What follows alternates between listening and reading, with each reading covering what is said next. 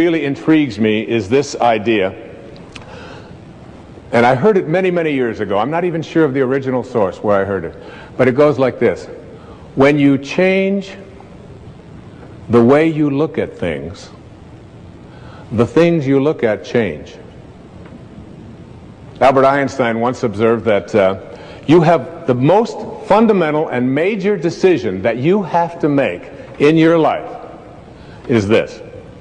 Do I live in a friendly or a hostile universe? Which is it? Is it a universe that is filled with hostility and anger and people wanting to hate each other and people wanting to kill each other?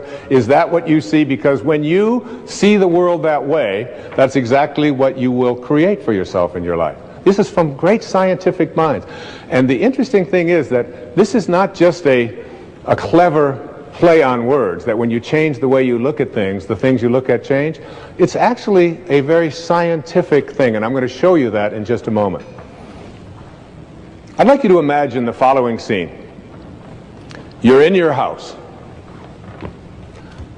You've got your car keys in your hand. The lights go out. Power failure. You can't see a thing. You stumble around in your living room and you drop your keys. And you look around for a moment and you realize that you're never going to find them in the dark. But you look outside and you notice that the street lights are on. So in your mind, a light bulb goes off. I'm not going to sit around here in the dark and grope around looking for my keys when there's a light on outside. I'm going to go out here under the street light and I'm going to look for my keys. Why are you laughing? This makes a lot of sense.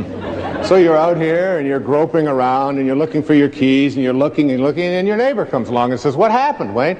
"Well, I dropped my keys." "Oh, I'll help you look for them." And the two of us are now down here looking for our keys and looking. Finally he says to me, "Excuse me, but where did you drop your keys?" "Well, I dropped them in the house." He said, "You mean to tell me that you dropped your keys in the house and you're looking for them out here in the street light? Doesn't make any sense." And I said, "Well, it doesn't make any sense to grope around in the dark when there's light out here."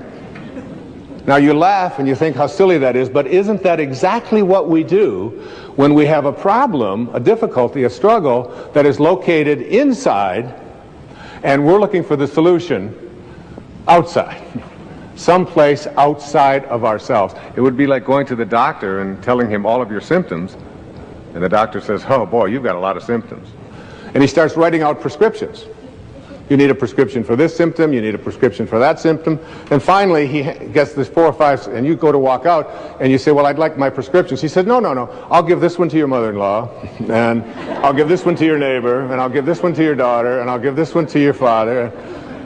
I mean, you're the one with the struggles and with the difficulties, and expecting somebody else to change or something outside of you to get better in order for you to make your life work at this level that I'm calling intention is something you have to really take a hard look at. It's in here.